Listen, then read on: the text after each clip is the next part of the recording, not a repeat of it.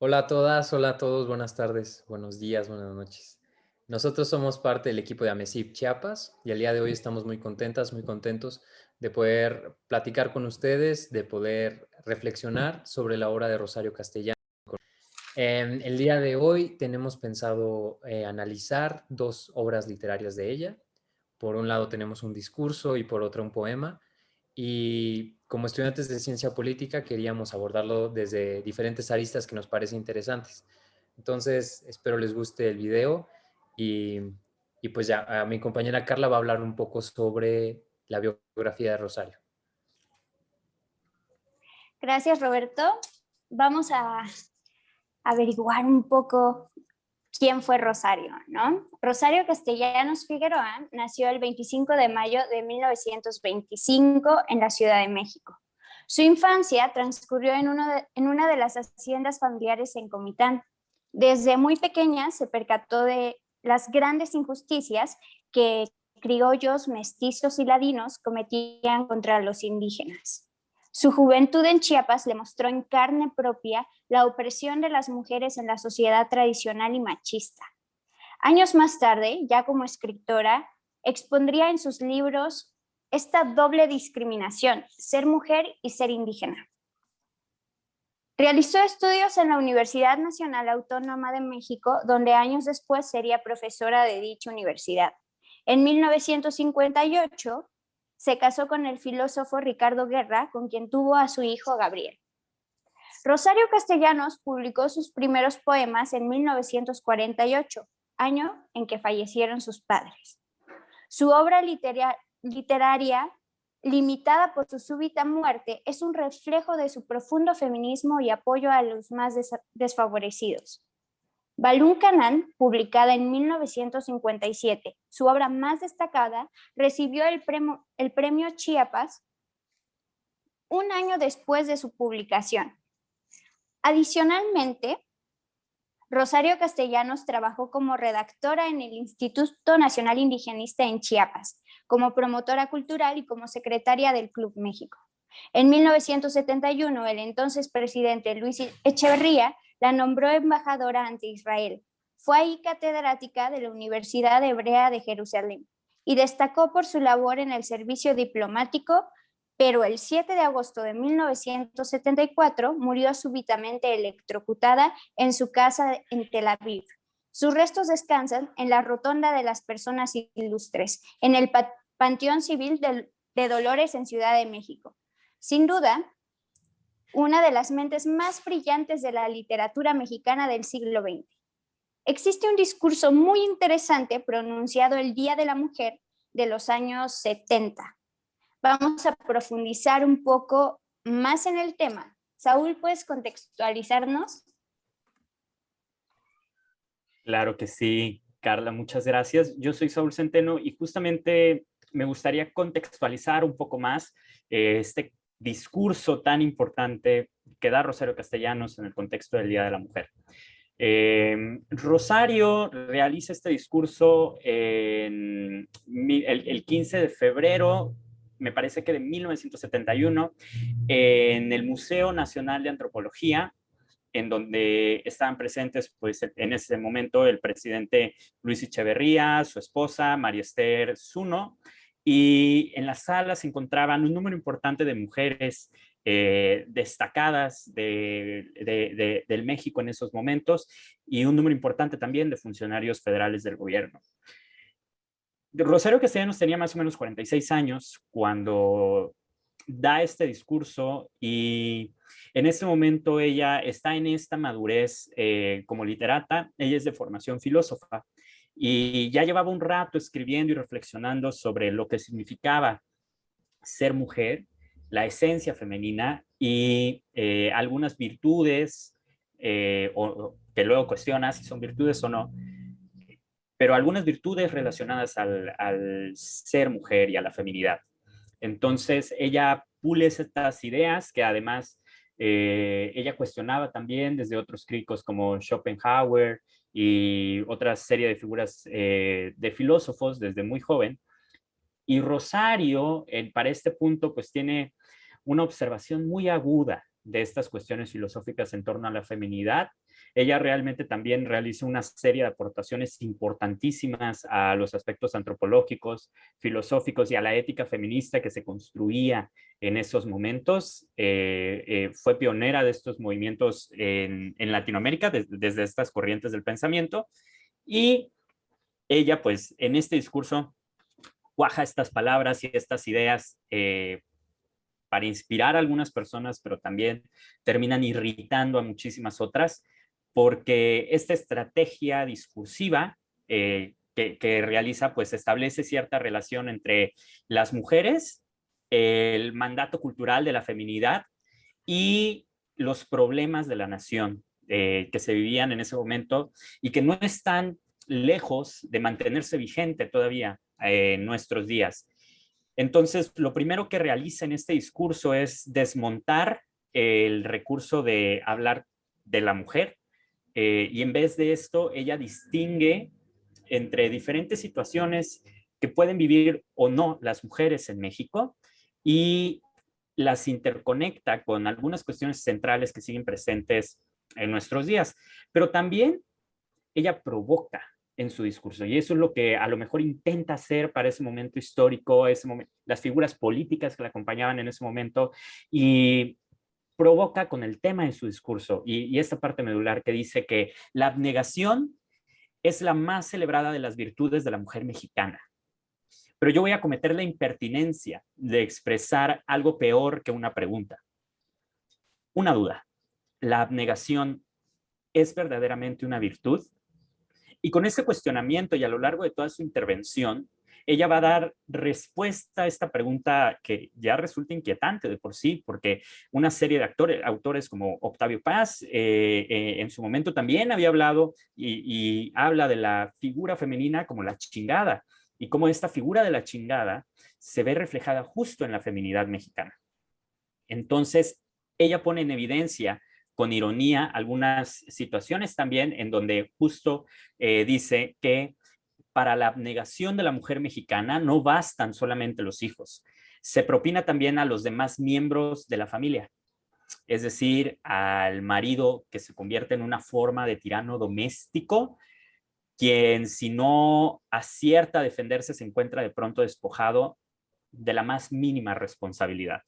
Y entonces Rosario califica de loca esa virtud y cuestiona la manera en la que se puede enfrentar y va a introducir este concepto de equidad dentro del discurso y en el contexto de los altos niveles políticos en su momento. Y con este pues, concepto que podemos decir a todas luces innovador, ella vincula este término equitativo con lo que es legítimo. Y ella sostiene que ante la locura que implica la abnegación y la abnegación como una virtud femenina, las mujeres y ellas tendrían que recurrir a la ley. Y entonces, ella lo que menciona es que todas las disposiciones legales, justo que se han construyendo a lo largo de la historia, tienden a establecer la equidad política, educativa, económica y social entre hombre y mujer, pero no es equitativo, dice ella, y por lo tanto tampoco es legítimo que uno de los dos que forman la pareja de todo y no aspire a recibir nada a cambio. Dice que no es equitativo, así que tampoco es legítimo que uno tenga la oportunidad de formarse intelectualmente y al otro no le quede más alternativa que la de permanecer sumido en la ignorancia. No es equitativo y por lo mismo no es legítimo que uno encuentre en el trabajo no solo una fuente de riqueza, sino también esta alegría de sentirse útiles para la sociedad, partícipes de la vida comunitaria, realizado a través de una obra laboral, mientras que el otro solamente cumple con funciones que no ameritan ni siquiera remuneración y que apenas atenúa la vivencia de superfluidad y de aislamiento que se sufre. Una labor que justo por su misma índole es perecedera y por lo tanto nunca termina de darse hecha y no se aprecia. Y entonces a través de estas provocaciones en el discurso que son textuales, Rosario reivindica esta necesidad de terminar justo con la autocomplacencia de las mujeres y propone que se responsabilicen de sus vidas, pero ojo, no como que si no lo hicieran, porque lo hacen, sino desde la responsabilidad jurídica. Pero lo que resulta más fuerte de todo este discurso, y a lo mejor el hecho por lo que lo estamos analizando el día de hoy, es porque ella lo hizo hace medio siglo, y ella hizo estas denuncias hace medio siglo, y siguen estando presentes en muchas formas de actuar y de pensar, no solo de miles, de millones de personas en México. Entonces, esto es uno de los legados que nos deja Rosario a través del discurso, y no solamente a través de lo que pues, es más conocida o reconocida porque es su poesía, su teatro, sino también sus capacidades discursivas, su análisis, que en momentos posteriores pues también van a contrastar con algunos episodios de su vida. Pero esta batalla que nos deja Rosario plasmada en el discurso, se convierte en un ejercicio crítico sobre la abnegación de las mujeres mexicanas, y en una especie de joya también que ha perdurado en el tiempo, en donde perfila al feminismo como una palanca que servirá a las mujeres mexicanas para reclamar justamente libertad y justicia.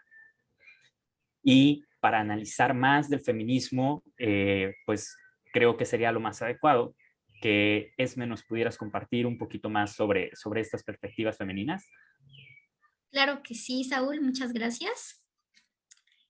Pues primero que nada, compartir que Rosario fue una gran feminista, que nos podemos percatar de esto con las múltiples obras que ella escribió y hacía y hablaba de las mujeres. Ejemplo de ello es su tesis sobre cultura femenina, producto de su maestría en filosofía, en donde habla de grandes mujeres como la Malinche, la Virgen de Guadalupe, etc. Es muy importante y sus más de 500 obras, poemas, ensayos, han sido estudiados en muchas partes del mundo. Y en este discurso escuchamos a una Rosario que ya tenía tiempo en esta línea del feminismo, ya había observado bastante bien el mundo a partir de esta perspectiva y estos ideales feministas. Y en este ensayo, en este discurso, perdón, podemos ver pues que habla de puntos bastante importante para la época. Habla de la equidad y cómo las tareas que en esa época las mujeres tenían, pues era muy diferente a la de los hombres. Cómo esas tareas, la mujer estaba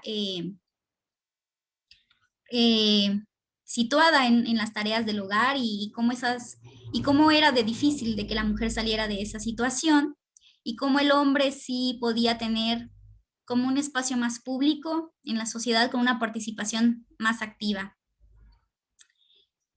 Seguidamente habla de estas diferencias entre las mismas mujeres, y estas diferencias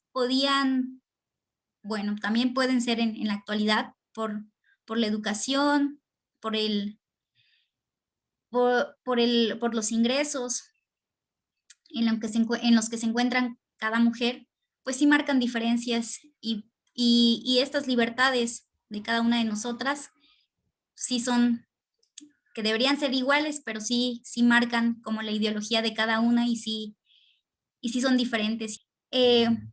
La abnegación es otro punto que ella toca, y este es un punto sin duda muy, muy sensible, porque habla de esta abnegación, sobre todo de las madres a sus hijos, y de esta forma como sobreprotectora de enseñar y de educar y de abarcar la vida de los hijos, y dar todo el tiempo a ello, y no solamente a ello. También los cuidados son a los padres, al marido, y entonces es aquí donde la mujer pues no tiene tiempo para su propia vida. Y eso es algo que Rosario reclama. Y sobre todo que en esa época ella manifiesta que es un gusto de las mujeres, no simplemente como la cultura, sino también era parte del gusto de ser madre y ocupar todo donde el protagonismo no lo teníamos nosotras mismas. Y habla también de un victimismo en donde ella no profesa esta línea victimista. Ella considera que ha sido una elección de las mujeres, en donde la cultura ha influido bastante, pero no es una decisión la libertad de las mujeres. Y claro, ella también menciona que las leyes son muy importantes para terminar con estas diferencias, que para nada son pues buenas para las mujeres, para su desarrollo pleno en otras áreas. Y es algo que Rosario pensaba desde mucho tiempo atrás y que sin duda pues sigue vigente y que tenemos que tomar en cuenta para en las regiones donde todavía las mujeres no tienen muchas libertades, pues poder tomarlas en cuenta. Y regresando a ese punto, cuando Rosario escribe sobre cultura femenina, su tesis, en ese punto ella todavía no había leído a El segundo sexo. Entonces podemos decir que Rosario ha tenido una visión feminista desde su infancia, desde que se vio marcada sin duda por este indigenismo que vivió en la región chiapaneca, y donde sí se veían estas diferencias entre hombres y mujeres, y sobre todo pues la falta de libertades. ¿Sabes, Esme? Me da un profundo orgullo compartir la tierra donde Rosario creció, porque la mayoría de los que estamos aquí somos de Comitán, orgullosamente. Entonces vemos esta parte de Rosario como precursora del feminismo y que abrazaba el ser mujer y luchaba para alcanzar la igualdad social y de género. Entonces, me parece extraordinario que tengamos esa dicha de compartir, ser comitecos y ser chiapanecos y compartir esa parte con Rosario, ¿no? Vamos a continuar, Esme. Así es, sin duda, Carlita, es un gran orgullo Un comentario por ahí. Ser conocedores y sobre todo, pues, compartir esta tierra que era muy querida por Rosario, que era Chiapas. A continuación, vamos a proceder con un poema de Rosario titulado Nocturno, que es declamado por nuestra compañera de la MESIP, de la Asociación Mexicana de Ciencias Políticas, y es Carlita Almazán quien nos declama este hermoso poema. De Rosario Castellanos, Nocturno. Ayer, mañana, hoy, siempre sucede. Las lágrimas dispersas en el cuerpo hallan su cauce natural y fluyen. Tarde o temprano, nuestra mano aprende a crisparse, apresando un poco de aire. Los ojos se acostumbran a circular entre rieles de neblina. En vano es que digamos, yo vengo de un país de íntimas huertas y recuerdo los árboles encendidos de trino, la hierba temblorosa bajo la última lluvia y el cielo de las tardes vibrando de campanas invisibles. Vengo de esta ciudad donde los niños quiebran en 1000 pedazos el silencio y colocan el pie en la inminencia limpia del estanque y los labios al borde del espejo. En salones ocultos, un piano negro calla. Del sur hemos venido, entre cafetos y plantares verdes y naranjales ácidos, porque el sur se evapora. Lo arrasa el tiempo, lo hunde la distancia ignorancia se consume, incendiando a nuestra espalda. No miremos atrás, que solo llega un abrasado aliento de desierto. Si se pudrió la fruta, que ya no nos persiga su fragancia. Arrullemos con canciones de cuna a la memoria y amemos esta zona devastada. Como una cárceles, al través de los muros se infiltran lentas músicas, delirantes sonatas. Del techo se desprende hacia nuestra cabeza, tenaz y sucesiva, la fría gota de agua. Amemos la garganta de los lobos y el filo de su grito entre las sombras. Amemos su amenaza y nuestro miedo. Amemos la aspereza de esos ángulos, la sordera del hielo, la crueldad de la estatua. Todos los seres aman su destino. Nuestro destino es padecer la noche. Gracias. Gracias, Carlita, por esa declamación. Verdad que es un poema muy bonito. Yo ya conozco un poco de la obra de Rosario y nunca había leído este poema. Y cuando lo leí por primera vez no pude relacionarlo como directamente con el tema indígena. Sin embargo, ahora volviéndolo a escuchar y habiéndolo leído ya varias veces, creo que es inminente la relación que tiene las palabras que escribió Rosario sobre el asunto indígena, sobre el asunto del sur. Recordemos que si bien Rosario nació en la Ciudad de México, gran parte de su infancia y su adolescencia la creció en Comitán. En un Comitán donde en ese entonces era una tierra que habían muchísimos hacendados. Estos convivían con personas a su servicio que eran indígenas y que la clase media no existía. Los pequeños comerciantes eran imperceptibles en ese entonces. Comitán, así como todo el país, estaba inmerso en una gran serie de cambios. Las proezas de la revolución implicaban muchos cambios para la sociedad en general, pero sobre todo para las comunidades indígenas. Esto está presente en la obra de Rosario, ¿no? Es evidente que ella tiene en mente una época en donde apenas llegaban los primeros maestros a las lejanas comunidades rurales, donde apenas se habían caminos para llegar a esos lugares y en donde no existía un término como la movilidad social, ¿no? Algo que ella menciona en el poema al inicio, donde dice que ayer, mañana, hoy y siempre la situación continúa igual. Y yo creo que después, con el pasar de los años y que la situación seguía peor, ¿no? Diversos autores hablaron sobre la cuestión indígena en los años 50. Y a diferencia de ellos, que tenían una visión más idealizada de lo indígena, Rosario Castellanos lo abordó desde una posición muy imparcial, en donde ella, al conocer la situación, donde haber vivido en un lugar así por muchos años, lo describía de una manera muy diferente a la de los otros autores. Es más, incluso ella nunca se denominó como una indigenista. Ella consideraba que la falta de conexión de los autores con la vida del sur lo hacía que ellos les expresaran de ese lugar como una tierra exótica, como un lugar de gente buena, de gente noble, de gente amable. Y tanto en este poema como en todas las obras de Rosario, Balún Canán, Oficio de Tinieblas, creo que logra como describir muy bien la complejidad de lo que implicaba y que todavía implica la relación entre los indígenas y los ladinos.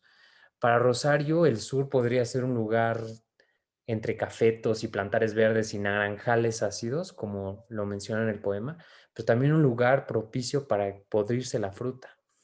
En la primera sección del poema es muy claro cómo Rosario nos adentra a esta tierra del sur, que de un sur abandonado, de un sur propenso a incendiarse. Y en la segunda sección es donde condena totalmente al sur, lo denomina una cárcel, un lugar en donde como tortura china cae una gota de agua sobre las cabezas de las personas. Y deja atrás esta idealización del sur. Ella nunca propone una solución para el problema de la cuestión indígena, porque creo que entendía bien lo complejo que eso implicaba, ¿no? Entonces, al final, a mí se me hace muy interesante cómo, si bien el poema es bastante crudo, bastante visceral, donde nos enseña una versión muy realista, lo más cercano a una solución que encontramos es la resignación, algo tan liberador y tan doloroso, pero a la vez tan bueno, amar la situación amar nuestro destino. Y tal como lo establece al final del poema que acabamos de escuchar, ella afirma que todos los seres aman su destino y nuestro destino es padecer la noche. El problema de la cuestión indígena en México es algo latente todavía y creo que ella lo entendía muy bien, a diferencia de sus compañeros en los años 50 donde proponían todas estas visiones como idealistas. Ella sabía que esto era un problema tan complejo que tardaría años en resolverse. Entonces, a mí me encanta este poema, estoy muy feliz de haberlo leído, de haberlo conocido, y no sé si ustedes tengan algún otro comentario respecto a este.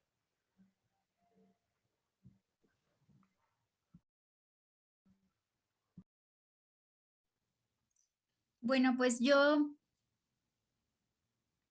eh, eh, yo tuve otra interpretación, eh, una interpretación diferente al poema. Y yo entiendo en este poema que hay que dejar fluir nuestras emociones, que nos acostumbramos a, que a lo que en un inicio parecía nuevo, desconocido y raro. Que en ocasiones solemos recordar el pasado y las viejas costumbres, las tradiciones, y es aquí a donde regreso a la participación de Roberto, en donde pues este origen de Chiapas. En ocasiones nuestros orígenes pueden quedar escondidos por el tiempo, por el presente, y que es necesario ya no ver tanto al pasado, a los errores, y que hay que seguir adelante. Que a veces tenemos malos recuerdos, pero hay que verlos, recordarlos, pero no sufrirlos. A nuestra vida van a llegar cosas buenas y malas. Es una realidad que se atraviesan por cosas difíciles.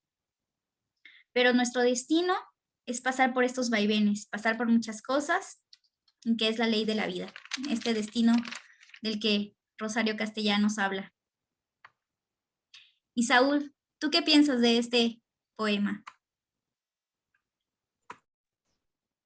Fíjate que personalmente es probablemente mi poema favorito dentro de toda la obra de Rosario. Es uno porque habla del sur explícitamente, no da margen ni oportunidad, ni deja cabos sueltos para otras interpretaciones, lo menciona muy explícitamente.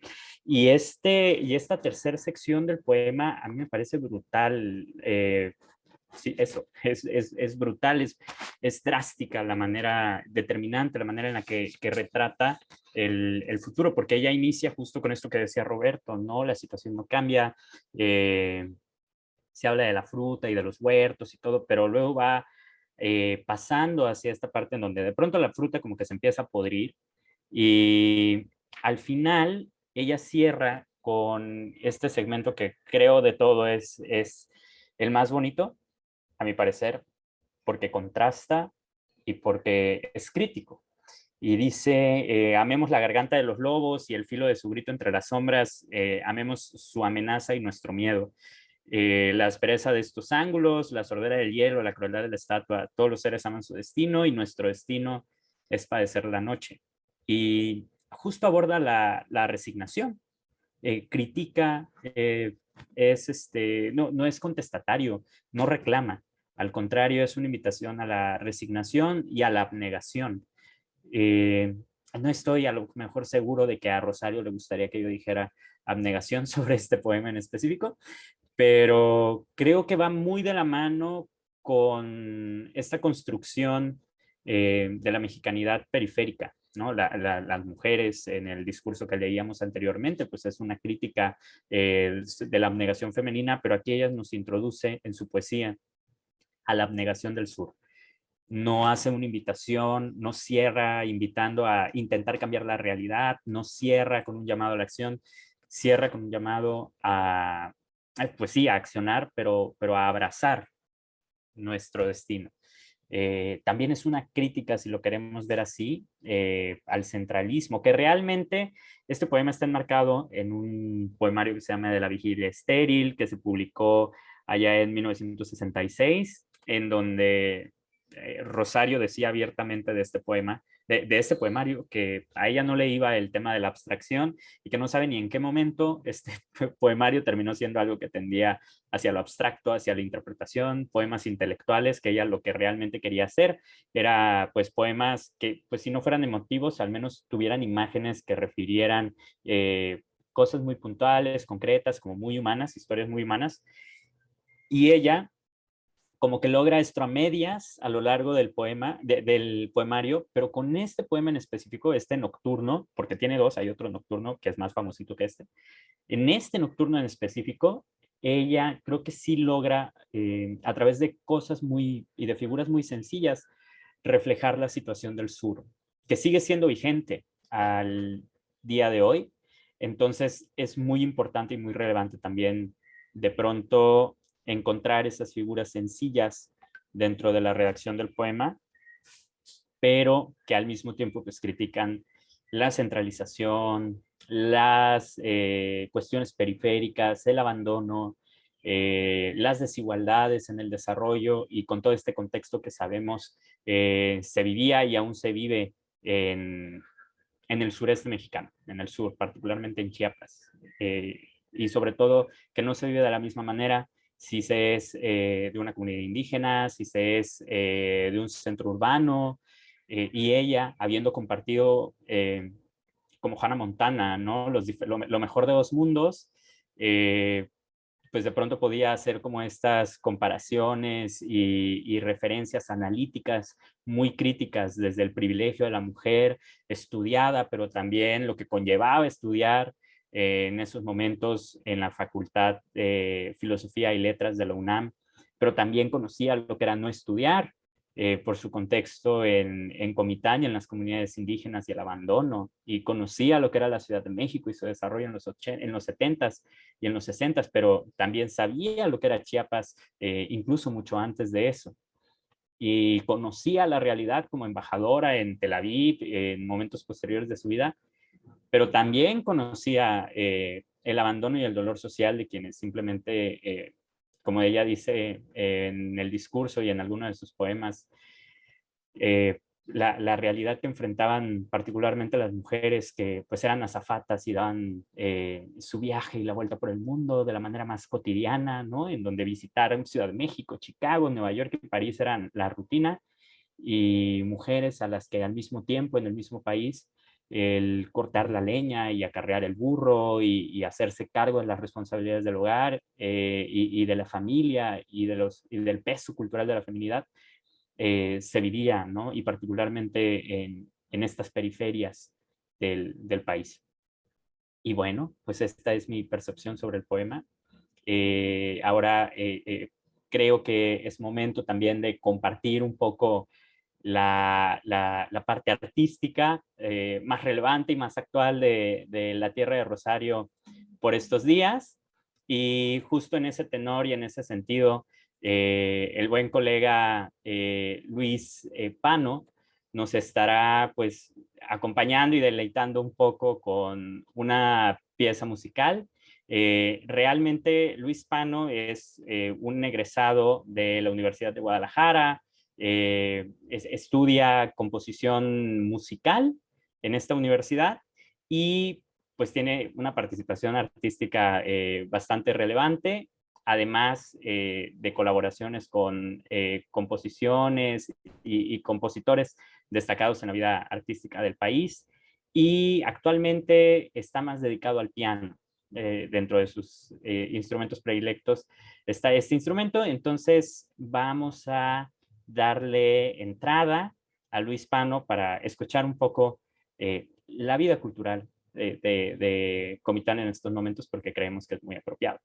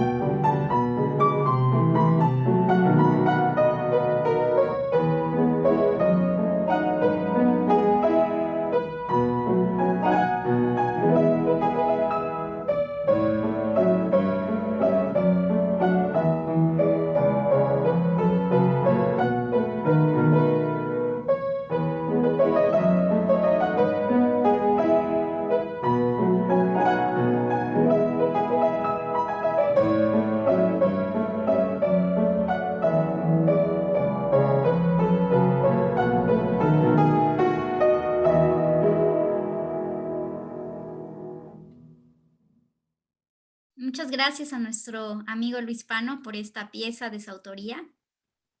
Sin duda, muy propicia como muestra de cultura en nuestro Chiapas. Y pues agradecemos el habernos sintonizado en este día para recordar a la gran Rosario Castellanos y sobre todo poder honrarla desde los grandes conceptos que ella nos dio y de su gran riqueza en las letras.